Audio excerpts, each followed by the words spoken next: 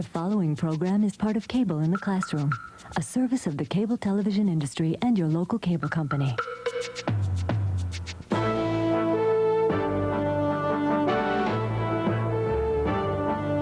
From the Weather Channel, a special presentation.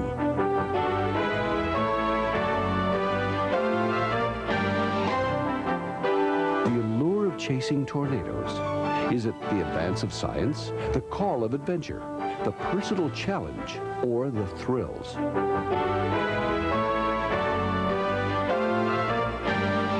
Every year, hundreds of Americans risk life and limb in pursuit of tornadoes. They prowl the plains looking for twisters, seeking that adrenaline rush dedicated to the chase.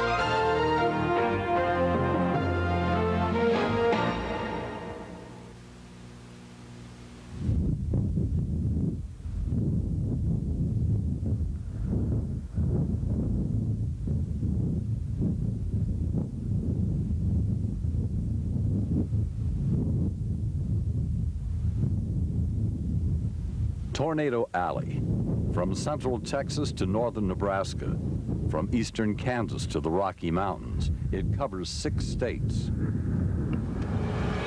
Every spring, the wheat fields turn green, and cumulus clouds grow and reach toward the stratosphere.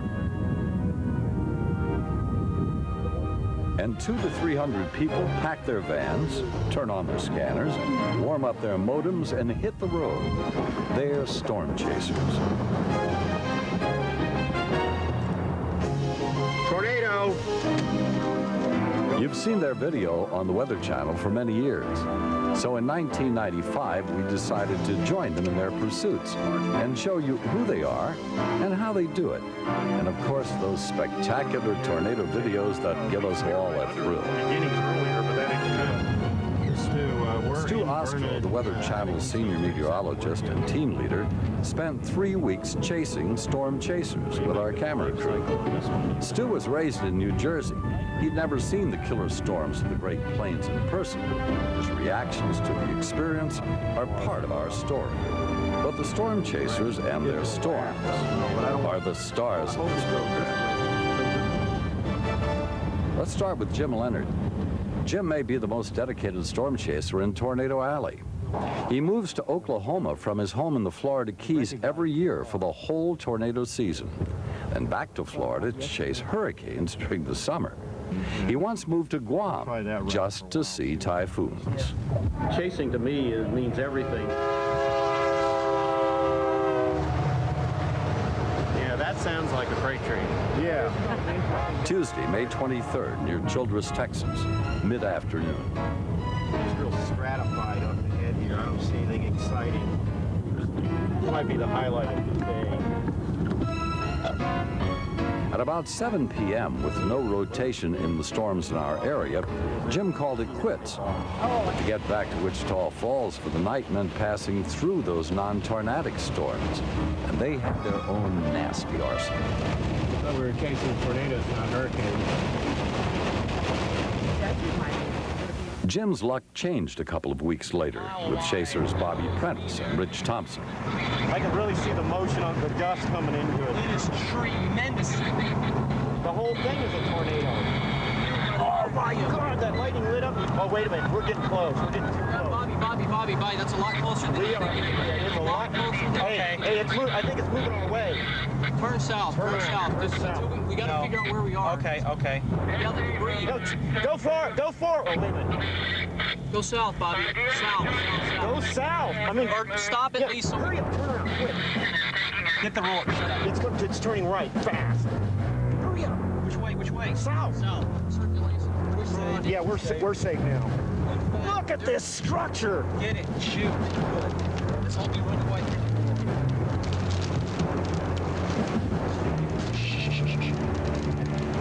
Yeah, keep quiet.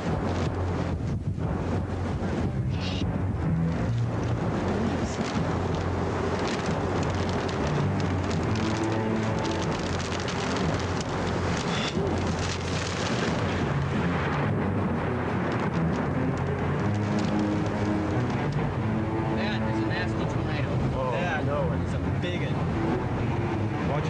rim of it's just over to your left. We're nuts, that's all. Rushing the core close, but I know you like to live dangerously. Storm chasers Tim Marshall and Gene Roden were in Texas during the same tornado outbreak. Tim is a well-known chaser and the editor of Storm Track magazine, the unofficial newsletter of the chase community. Gene Roden is also one of the best-known chasers in Tornado Alley. This was shot the day after the Allison, Texas tornado we just saw on video. Well, Gene, what do you think? Bobby's car was just a few hundred yards from Tim and Gene as this sequence of events unfolded. What do you... Whoa! Oh, yeah, look at this. Well, it is, of course, interesting because we're here. Bobby is going to get melted here.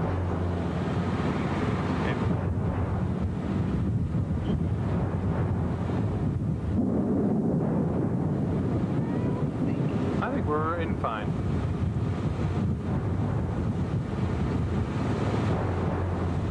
You know, Bobby's right there, okay? We are too.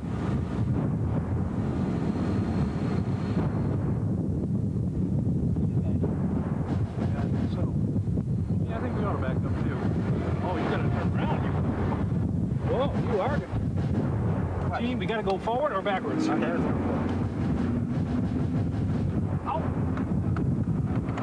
Okay, Gene, stop. You're okay, stop. All right. Go down. Okay, keep going a little ways. Neat. Keep going a little ways.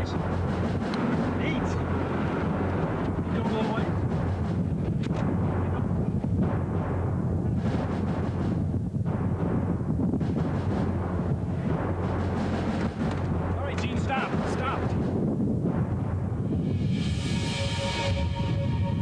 Gene? Just fine.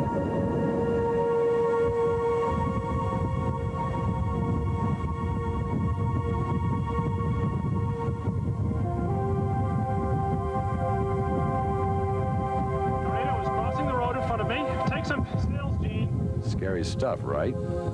And these are experienced chasers. So before we continue our adventure, some words of wisdom from a pioneer storm chaser. And then tornadoes and baseball-sized hail. Stay with us.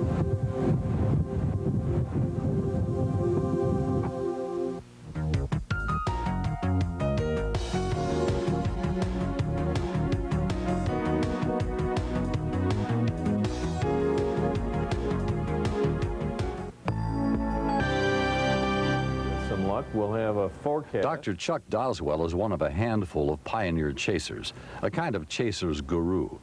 He works at the National Severe Storms Laboratory and is one of the most respected severe weather researchers in the country. Dr. Doswell takes chasing storms very seriously. There's a whole host of things that increase the hazards associated with being on the road. Blowing dust, water on the roads. Occasionally, chasers have been known to travel at rates which exceed prudence under the conditions. All of those things increase the hazards from being on the road. Then, if you are ignorant about storms, it's quite possible that you could place yourself in a dangerous position simply through ignorance. Just wandering around, you could end up, for example, driving right in front of the tornado and not even realize it. Another important danger is associated with lightning. Being around thunderstorms, lightning gives essentially no warning. So being around thunderstorms in general, whether they have tornadoes or anything else, is dangerous. All of those things contribute to danger, and it's not the sort of thing that I would encourage people to do. In fact, I would discourage them from doing it if at all possible. And if they're going to chase, then what I recommend is that they spend time with someone experienced for a considerable amount of time before they try it on their own.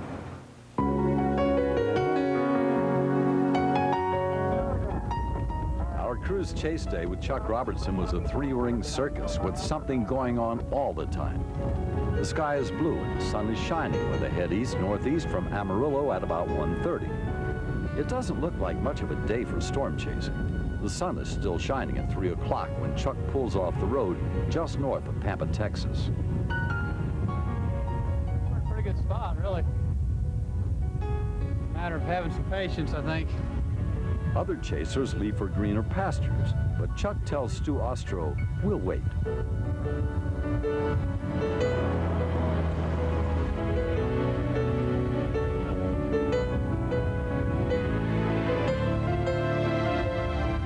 Then the waiting pays off. It's 15 miles away, and it's wrapped in rain. Okay, there may be a tornado northwest. Tornado. Yeah, tornado on the ground. Tornado northwest. Yep, on the left edge of the rain shaft. On the left side of the rain shaft, yeah. Look at it now, look at it now. Oh, my God. Oh, boy, it's a big tornado. Very frustrating to see a big tornado, but we don't have roads to get us there. Who all just saw the first tornado? Oh, right here. All right. Good job, good job. Yeah, but this one's still a long There's storm way back. cells developing all around. No time to gloat over the tornado, but plenty of time to search for another. The weather channel being a little bit desperate to get out of the tail right now. We got a very nice looking loft out in the southwest, but as you can see that the tail is getting ferocious, and I really want to get out of this if at all possible. Copy. The hail lets up, and the caravan hits the road again. To the right, another tornado touches down briefly.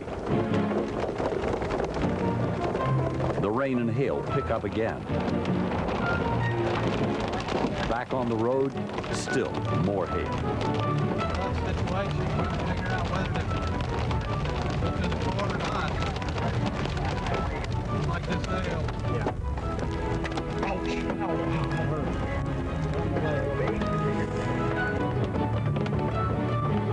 Time to take shelter again. Get up. I thought for once we finally got away from the hail, and then here it came again.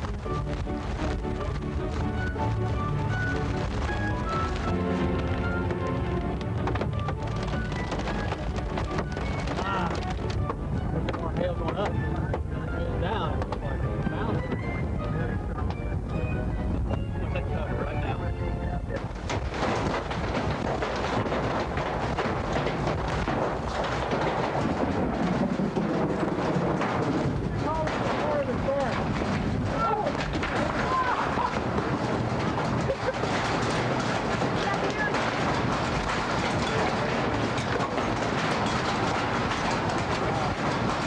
Not quite softball, but real good baseball. Yeah. This would do a number on your head. If it came down, you would not want that. Chuck Robertson's been chasing storms since 1978. His personal collection of tornado videos is very impressive. He shot this tornado the same day the Andover tornado hit near Wichita, Kansas. Barry, take your eye away from the piece and just look at this thing. I grew up in Oklahoma, and I've seen a lot of severe storm situations come through. And you know, after a while, you know, not only grew up here, but also chasing 17 years, you just kind of get gut feelings about what's going on. And you know, we have a lot of sophisticated computer models that predict what's going to happen, and the ones I can understand, I try to interpret as best I can. I definitely don't put priority on information like that. I'll put priority on more instinctive type information. Fast, very fast. You're doing great. It's kind of like my wife said, storm chasers kind of develop a talent and ability to drive with their knees, and that's kind of the way you do it. Oh, it's probably not quite as bad as it might look. So far, thank goodness I haven't had any accidents or anything, but that's one thing that you have to really do is really observe the traffic laws, and some might, you know, try to drive a little too fast, but it's really not worth it. There's other storms, other days, and I'd like to be around for those too. Very large tornado. You can hear it roar.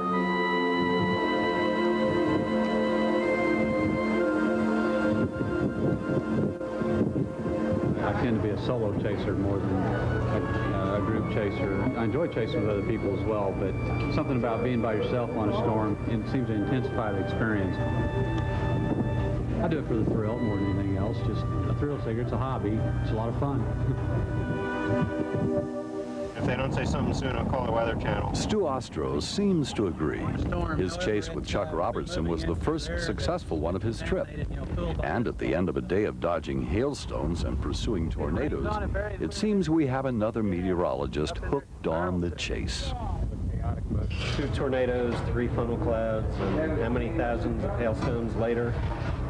Quite a bit came out of it. An amazing day indeed. Hopefully tomorrow we do it all over again.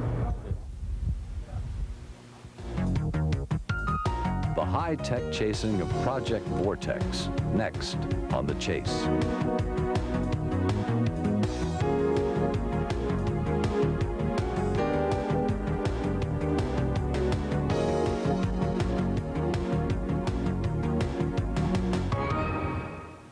Sun, snow.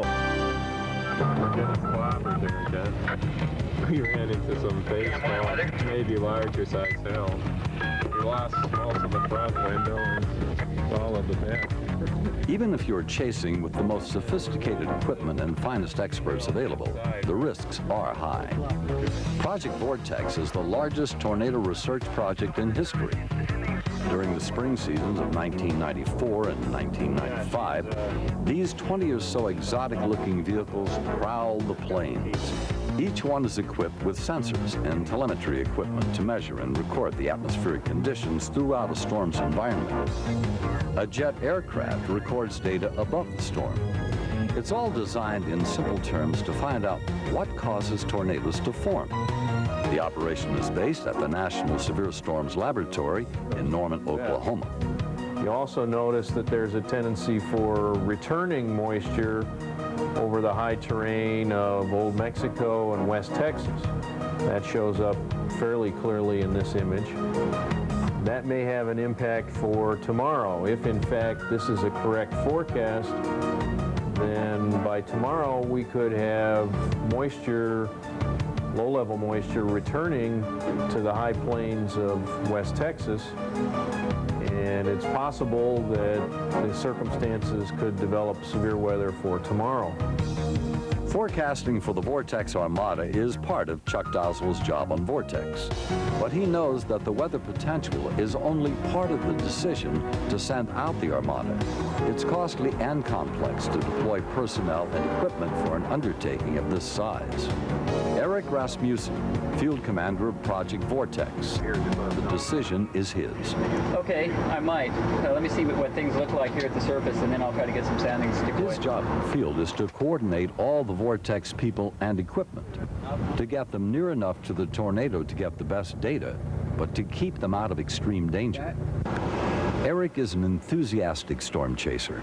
He chased on his own throughout the 1980s. Vortex is an entirely different kind of experience. I would say the personal chases were a lot more satisfying. Going out and seeing tornadoes and filming them and enjoying the storm is really a thrill. Vortex is incredibly hard work.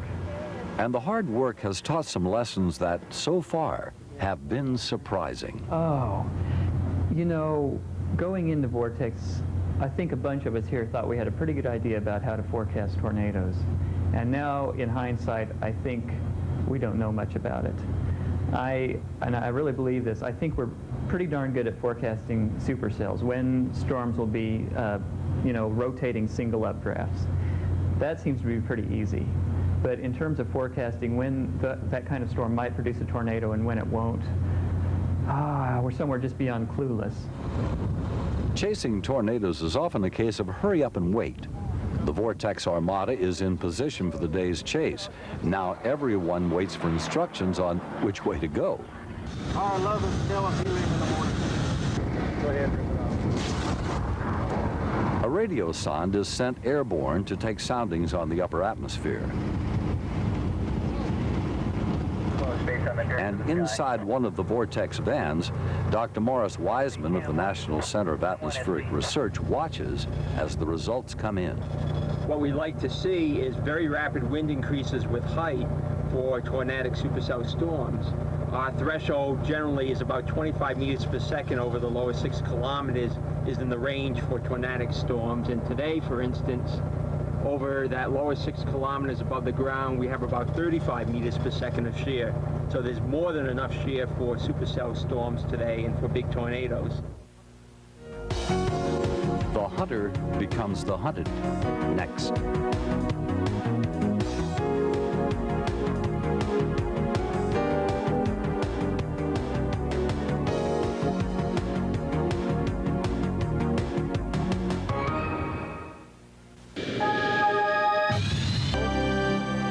Underneath that stratus deck, you're trying to get somebody underneath to the north. There's some fairly respectable growing towers. There were very few tornadoes in the Great Plains during the tornado season of 1994. Project Vortex was funded for only 2 chase seasons. By June of 1995, they were desperate for data on tornadic storms. Then, in the Texas Panhandle on June 2nd, all the elements came together.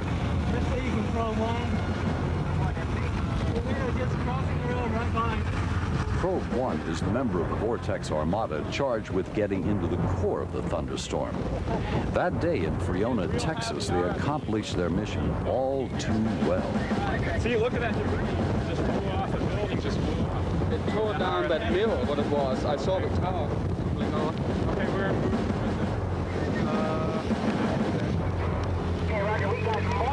There's only one road through Friona, and Probe 1 is sharing it with an F4 tornado.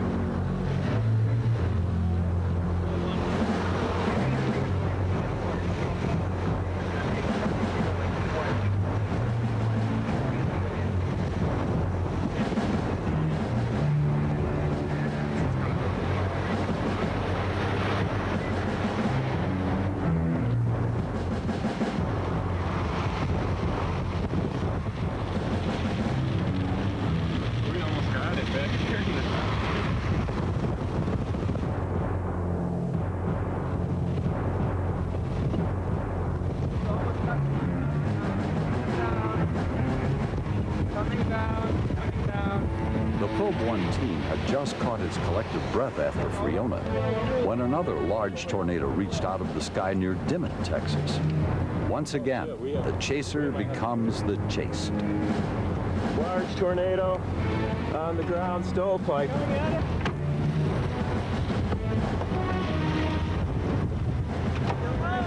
Yeah. Yeah. Get going. Oh, close your door. From a place of relative safety, Probe 1 watches in awe. Let's cross the road about a mile south.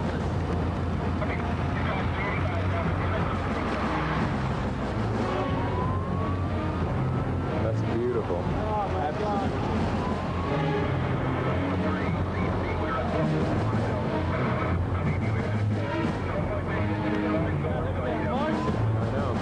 I'm afraid it's going to max out. We might want to get a little further north, actually. Watch, keep an eye on that, Bob. Yeah, but it could max out. You know, it could get wider, and it could come out towards us. Yeah. No, you don't. But watch out for strong inflow. Unbelievable. Yeah. Great. I'm not even zoomed in. I'll zoom.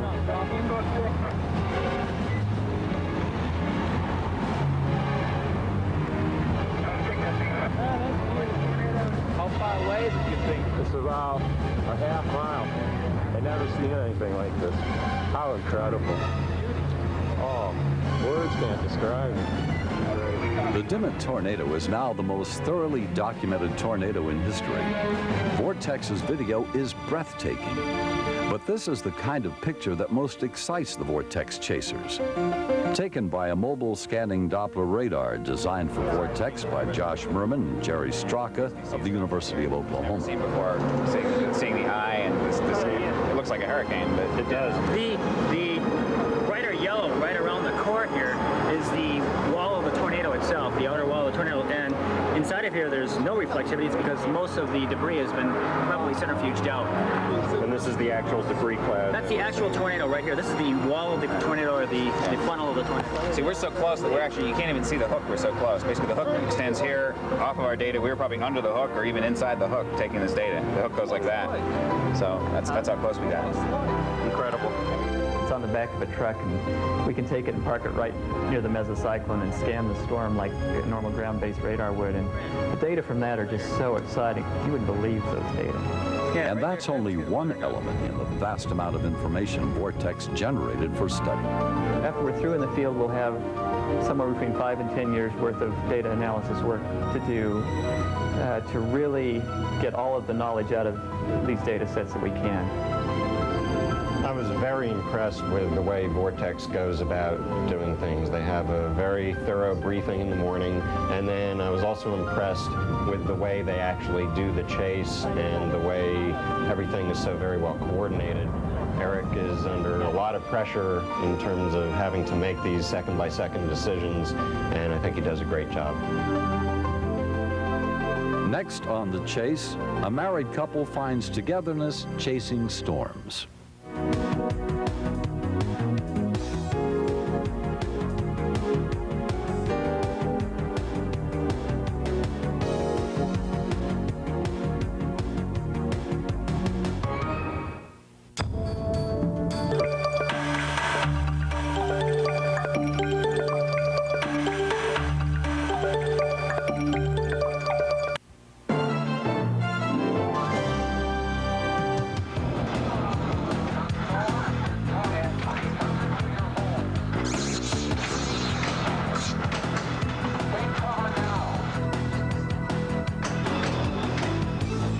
Betsy Abrams and Matt Crowther are both senior meteorologists at the Weather Channel. They're married, no kids, and live in Atlanta. The wind. They love severe weather. They own this Storm Chaser pinball game. Every year they take 2 to 3 weeks of hard-earned vacation to chase storms. So that's just one of our vacations is a storm chase vacation. Actually, people say, wow, that must be a neat vacation. Well, it's fun, but it's also incredibly tiring. It can be. You can drive 1,000 miles in a day, get 4 hours of sleep, and then drive 1,000 miles the next day. We hope we don't do that again. Last year we did that once. You never know. Yeah, we drove 1,000 miles to miss a tornado by 5 miles last year, from Goodland, Kansas to Dallas, Texas, and the tornado was 5 miles away and we didn't see it. The Weather Channel's crew ran into Matt and Betsy at what's called a chaser convergence. That's when several chasers happen to converge and trade information along the side of the road. So if the mesocyclone is forming, it's right in there, yeah, right there. Right. We got that little, and you almost have like a little, like you said, a very small little rounded, like very, very small rounded base. That day's storms never developed, but Matt and Betsy's 95 vacation was fun-filled. The stupid mesocyclone that does diddly squat. We're here. Shoot, go on, beat it. Get around, hit the road. Go away, horse. Watch, the horse will block my view of the tornado. Horse. A tornado wrapped in rain and other obstacles.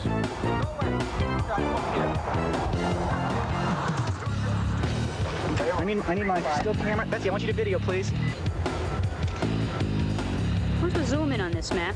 It is zoomed in. Okay. Two small tornadoes today.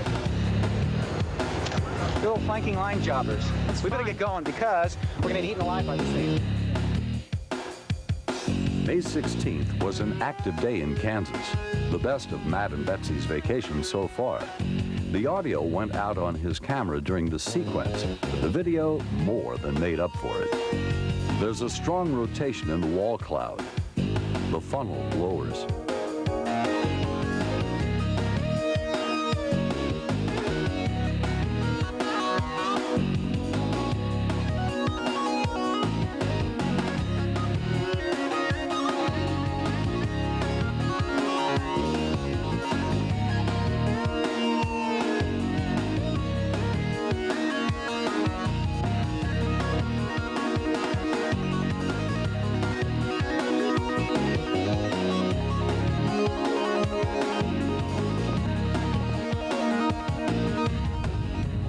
A debris cloud forms on the ground, and it's a full tornado. We stumbled into this one.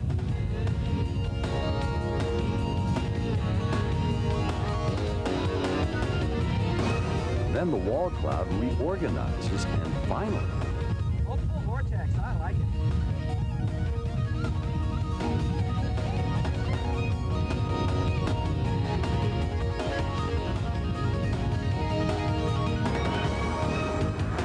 This is just west of Sweetwater. A monster-sized storm, softball hail, supposedly a large tornado, but I think it's another cell. We're not even sure where that's supposed to be. Oh, this is gorgeous. Let's make sure that we have an out. See the edges. Very impressive storm here. Looks gusty there, though. This is going through weird stages, what's happening. There's another flank back in that direction. It's very complicated is what it is. Oh, look at the gustnado right there. Gustnado on the ground. We have a gustnado on the ground. Windshield wipers, please.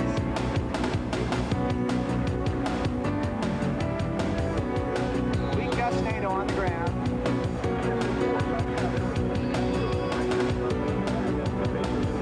That's cool, gustnado. That's the best gustnado we've ever seen.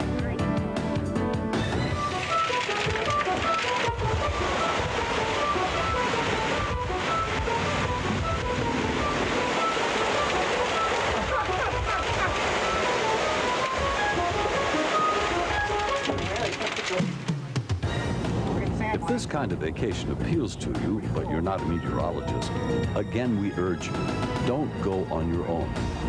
Often experienced storm chasers can be convinced to take you along, especially if you're willing to pay some of their expenses. And there's even one chaser, Marty Feely, who operates a storm chasing tour. Marty's the one in the hat. Next to him is Scott Fitzgerald from Arizona and Harry McPhillamy from Ireland.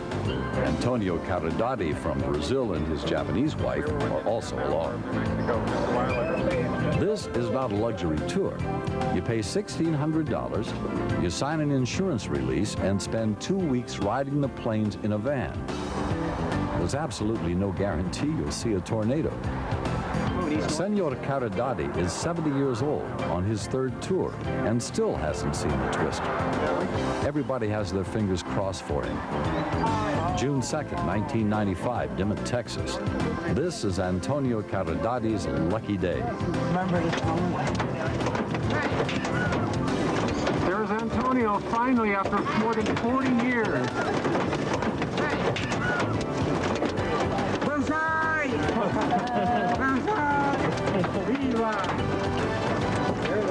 On the next to the last day of the tour. Punching the core with Phelps and Blazer. That's next.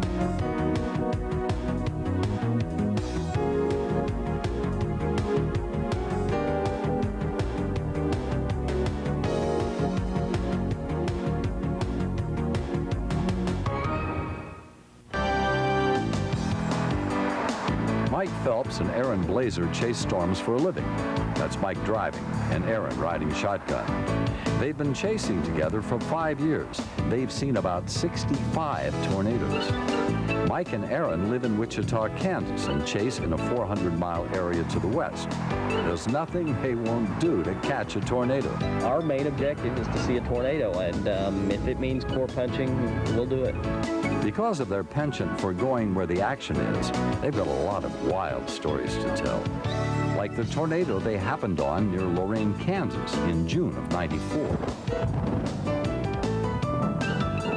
We were kicking around lizards for a few hours, and literally, and we saw what the storms going up just to the west of where we were, and so we thought, well, one of them looked pretty darn interesting, so we went after it and got into it, and this little tornado popped in the rain.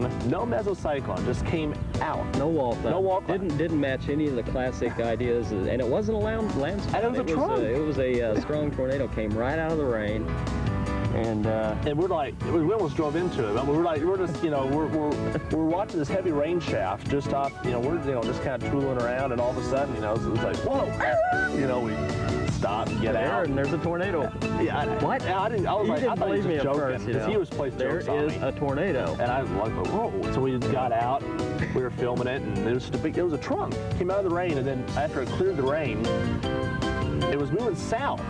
Drifting right at us, just drifting for, you know, a little ways, but we were about a mile or so away, so we had some time. No big deal.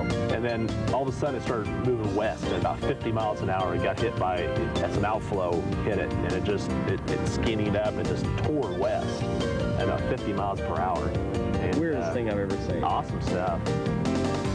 The Weather Channel's chase with Mike and Aaron started in Wichita about 9 a.m. Target, the Texas Panhandle, some 350 miles away. It's only 3:53 right now, so we're going into max heating. So it's just going to become more unstable, you know, by the hours. I expect by, you know, 5 o'clock we should have a pretty good sail to go after. At least that's what I'm hoping. Another hour and a half. Hopefully it won't be in Del Rio. I think we'll end up west Amarillo. All right, let's take it up. At 4 o'clock, a tornado watch is issued for the Texas Panhandle west of Amarillo. This is a PDS watch, particularly dangerous situation. Mike decides to head west to intercept the storm coming in from New Mexico. It's about 5:30. Okay, we're at continue punching south, and we're going to keep an eye on the speaker directly overhead. So, very dangerous area here, so keep that in mind. Snap onto these seat belts if you should have them. 3 miles down the road, the excitement really begins. Large tornado on the ground, in the rain, not the best position.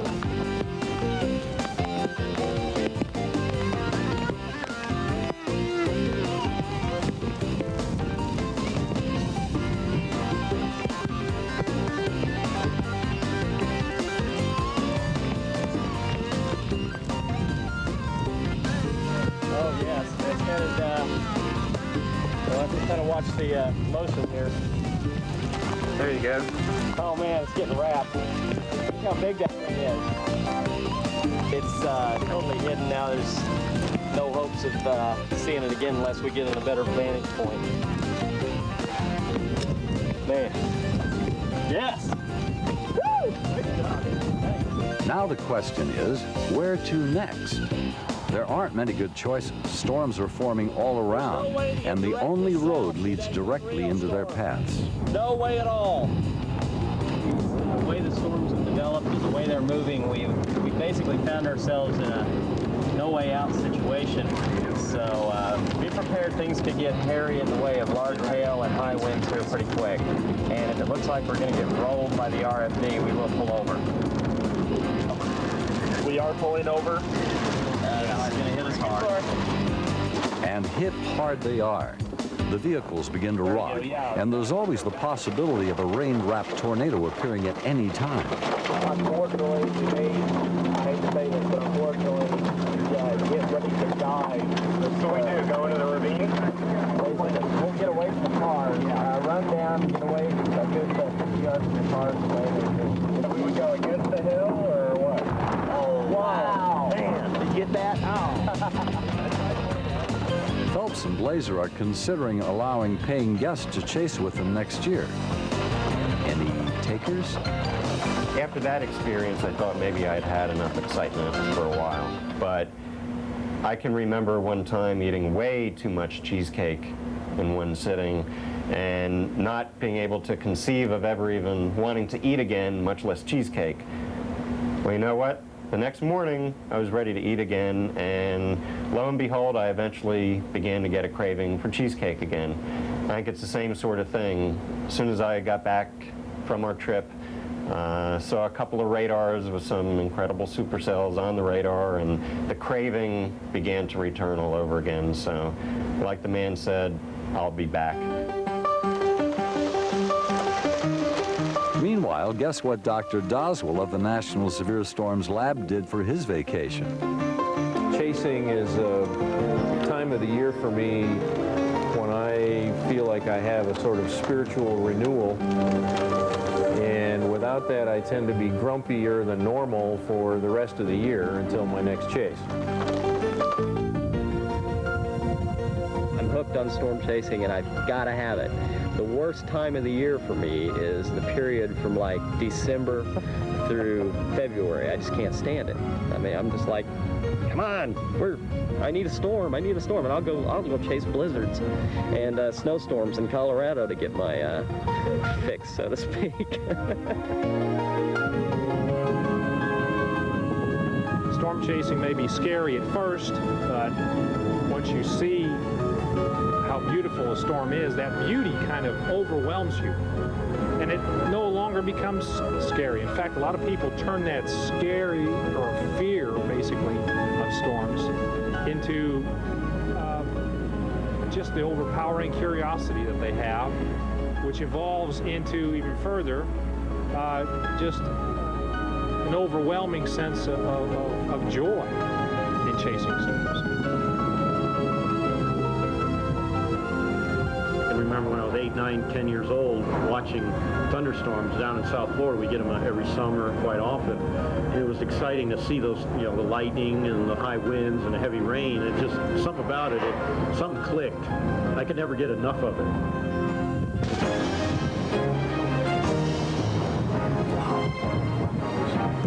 This is a nice video. I'm in love here. I am in love. Every tornado that I see is awesome. It's amazing to see. It never is to the point where I get used to it.